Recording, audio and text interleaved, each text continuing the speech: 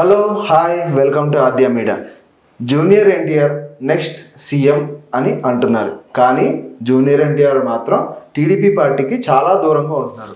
ఈ మధ్యకాలంలో మొన్న లోకేష్ గారు పాదయాత్ర చేస్తుంటే కొన్ని ఫ్లెక్సీలు కలకలం అవుతున్నాయి. అది కూడా ఏంటంటే ఫ్లెక్సీల మీద next CM junior NTR 2024 CM అని అంటున్నారు, కానీ జూనియర్ ఎన్టీఆర్ మాత్రం టీడీపీ పార్టీకి చాలా దూరంగా ఉన్నారు. దాని గురించి మాట్లాడడానికి మనతో పాటు శ్రావణ్ కుమార్ ఉన్నారు, సీనియర్ జర్నలిస్ట్. ఆయనతో మాట్లాడతాం. హలో సార్, నమస్తే. నమస్తే అండి.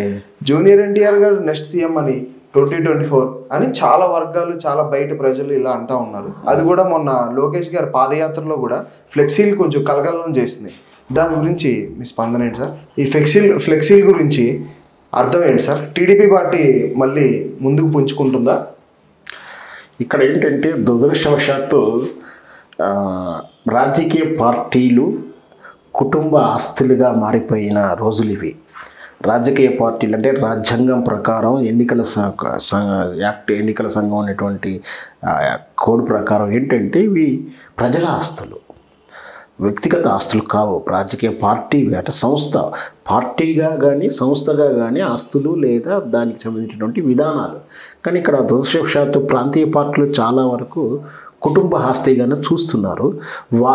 అంటే ఆ పార్టీ అధ్యక్షుడు, ఆ పార్టీ భవనాలు, పార్టీ బ్యాంక్ అకౌంట్లు అంత కూడా ఆ అధ్యక్షుడు పార్టీ వాడికో ఆ కుటుంబానికే భావించడం, అలా ప్రజలు కూడా అంగీకరించడం దురదృష్టం. ఎందుకంటే మనం గతంలో చూసాం తెలుగుదేశం పార్టీలో అంతా ఎదురులో జరిగినటువంటి విధానం. వాస్తవానికి పార్టీని భావన స్థాపన చేసిందంతా కూడా నందమూరి తారక రామారావు గారు.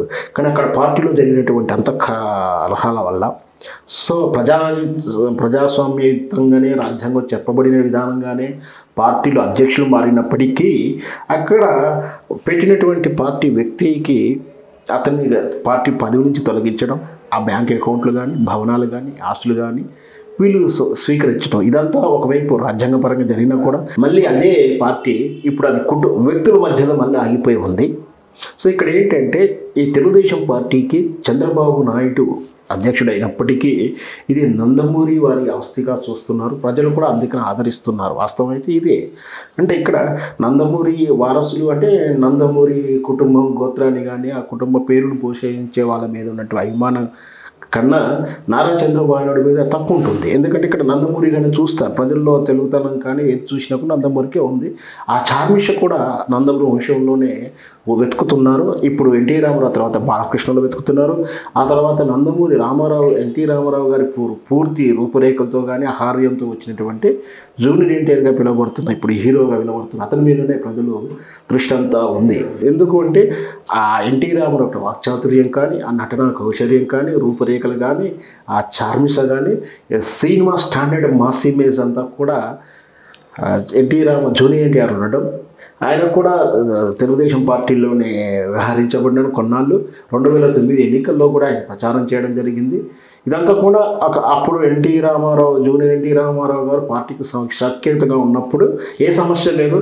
అప్పుడు లోకేష్ గారు క్రియాశీలకంగా లేరు, ఆయన ఇంకా పదవి చేపట్టలేదు, చదువులో ఉండడము రకరకాల వ్యవహారాలు దూరంగా ఉన్నాడు. ఆ రోజు కూడా ఈ జూనియర్ ఎన్టీఆర్ తీసుకురావడంలో ఎలాంటి అభ్యంతరం లేదు చంద్రబాబు నాయుడు వర్గానికి అనుకుంటాం.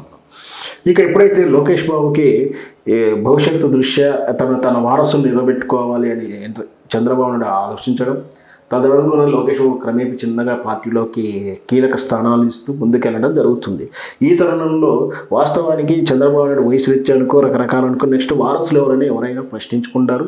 ఈ వారసుల్లో మరి చంద్రబాబు నాయుడు నుంచి వస్తారా, నందమూరి వంశం నుంచి వస్తే ఫస్ట్ బాలకృష్ణ గారు ఉంటారు. ఇది మాస్ ఇమేజ్ ఉన్న ప్రకారం చూస్తే. కానీ బాలకృష్ణ గారు ఎందుకో రాజకీయంగా అంత పెద్ద స్థానాన్ని తీసుకుంటే మొదటి కూడా ఇంట్రెస్ట్ లేదు. అలాగే రాజకీయాలకు దూరంగా ఉండలేడు. ఆయన ఎమ్మెల్యేగా పోటీ చేస్తాడు, క్రియాశీలక సభలకు వస్తాడు, క్రియాశీలక విషయంలో అతను తన వాయిస్ వినిపిస్తుంటాడు. కానీ పార్టీ పగ్గాలు చేపట్టి రాష్ట్రానికి ముఖ్యమంత్రిగానో ప్రతిపక్ష హోదానో అధికార పక్ష హోదానో ఉండడానికి ఏనాడు కూడా ముందుకు రావట్లేరు. తను ఎప్పుడు కూడా అలాంటి ఆలోచన చేయలేదు. అలాంటి ఆలోచనలు కూడా ఎక్కడి నుంచో రానివ్వలేదు.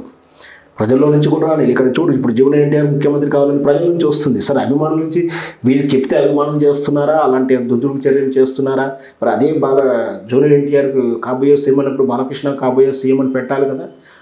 ఎవరు పెట్టలేదు ఇంతవరకు. అంటే ఇక్కడ ఏంటంటే ఈయన ఎందుకు అంటే ఈయనకు ఆలోచన లేనట్టు ఈయన అభిమానులు కూడా అలా ఆలోచన లేని బాలకృష్ణ మనం ఎందుకు ప్రొజెక్ట్ చేయాలనుకుంటున్నారేమో. కానీ జూనియర్ ఏంటి అని తరచూ ఆయనను ముందుకు తీసుకొస్తారు. ఇప్పుడే కాదు, గతంలో కూడా 2-3 సార్లు ఇలాంటి ఫ్లెక్స్లు నిర్వహించడం, లేదా సభలో నినాదాలు చేయడం. ఇక్కడ ఏంటంటే సమవుజ్జీలు, ఎక్కడ సమవుజ్జీలు అంటే లోకేష్కును జూనియర్ ఎన్టీఆర్కు ఒకే వయసు రీత్యా సమవుజ్జీలు. అంటే ఇక్కడ రావాల్సిన జూనియర్ ఎన్టీఆర్ అని అభిమానులు ఎటువంటి కాంక్షిస్తున్నారేమో. ఇటీవల లోకేష్ యాత్ర చేస్తున్నప్పుడు ఒంగోలు యాత్రకు ముందు రోజే ఈ ఫ్లెక్స్లు వెలసడం కొంచెం కలకరం చేసింది. లేదంటే ఇక్కడ ఏంటి వాళ్ళ ఉద్దేశం అంటే చంద్రబాబు నాయుడు ప్రభ తగ్గిపోయింది, చంద్రబాబు నాయుడు వయసు రీత్యా కావచ్చు, చంద్రబాబుని నమ్మే స్థితిలో ప్రజలు లేరు, చంద్రబాబు నాయుడు స్టెమినా ఇప్పుడు వైఎస్ జగన్ని ఓడించాలంటే చంద్రబాబు స్టామినా జరిపోదు, ఆయన ప్రభ జరిపోదు, ఆయన కాలం చెల్లిపోయింది. కానీ ఇప్పుడు లోకేష్ని నమ్ముకోవాలంటే వచ్చే 4 ఓట్లు కూడా పోతాయి. కాబట్టి ఎన్టీ రామారావు గారిని ముందు పెట్టాలని కొందరు భావిస్తున్నట్టుగా వాళ్ళ వాయిస్ చెప్తూ ఉంటారు. నిజంగా కూడా కొంచెం ఇది నిజం, ఈ వాదనలో కొంచెం నిజం ఉన్నప్పటికీ జూనియర్ ఎన్టీఆర్ 2009 ఎన్నికల తర్వాత కుటుంబంలో జరిగినటువంటి చిన్న వ్యత్యాసాల వల్ల కావచ్చు, లేదా తన వృత్తిరీత్యా నటుడిగా ఈ రాజకీయాలు ఇబ్బంది పెడతాయనుకోవచ్చు. ఎందుకంటే సినిమా ఒక తెలుగుదేశం ప్రజలు చూడరు, అన్ని రాజకీయ పార్టీ ప్రజలు చూస్తారు. సో ఆ నేపథ్యం ప్రజల్లో లేదు. కానీ ఏ విధంగా ఆలోచించారు కానీ క్రియాశీలక రాజకీయాలకు దూరంగా ఉండడం. ఎందుకంటే చంద్రబాబు నాయుడు గారి మీద ఒక అపవాదం ఉంది. ఏమిటి అంటే అది వాడుకొని వదిలేస్తాడని, తగిన స్థానం ఇవ్వడని, మన దగ్గర ఉన్న అన్నీ కూడా ఇట్లా అలా పీల్ చేసుకొని మీ దగ్గర ఉన్న ఆయుధాలు కానీ మంచి కానీ ఏ రకమైన సర్వీలు చేసుకొని అత్తా పనికి రానప్పుడు పిప్పిలా వదిలేస్తాడని మనం చాలా ఉదాహరణలు ఉన్నాయి. దగ్గుబాటి అలా సడ్డకుడైనటువంటి పెద్దల్లుడైనటువంటి అన్నగా పిలిచిపోయినటువంటి దగ్గుబాటి వెంకటేశ్వరరావు విషయంలో తీసుకున్నా, మిగతా నాయకులు ఎవరి దృష్ట్యా చూసుకున్నా అందరినీ కూడా దూరం చేసుకున్న చంద్రబాబు నాయుడు వాడుకున్న రోజు వాడుకుంటాడు, తర్వాత దూరం చేస్తాడు. సో ఆ పరిస్థితుల్లో మనం ఎందుకు వెళ్ళాలి అనే ఉద్దేశం కావచ్చు, రకరకాల ఆలోచనలు కావచ్చు. జూనియర్ ఎన్టీఆర్ క్రియాశీలక రాజకీయాలకు దూరంగా ఉంటాడు, ఏ రోజు కూడా అలాంటి వాటిని ఎంకరేజ్ చేయడు. కానీ అభిమానుల రూపంలో కానీ అక్కడ లోకల్లో ఉండే రాజకీయ నాయకులు రెబల్గా పిలువబడుతున్నారు. లేదా ఇక్కడ ఏంటంటే తెలుగుదేశం ఉన్నా కూడా జూనియర్ ఎన్టీఆర్ కొడాలి నాని విషయంలో కానీ, వల్లభనేని వంశీ విషయంలో కానీ ఇద్దరు కూడా జూనియర్ ఎన్టీఆర్ ప్రమేయంతో రాజకీయం కొంచెం స్థానం తెలుగుదేశం దక్కించుకునే వాళ్ళు ఏ రోజు కూడా జూనియర్ ఎన్టీఆర్ ఫ్లేవరబుల్గానే ఉంటారు.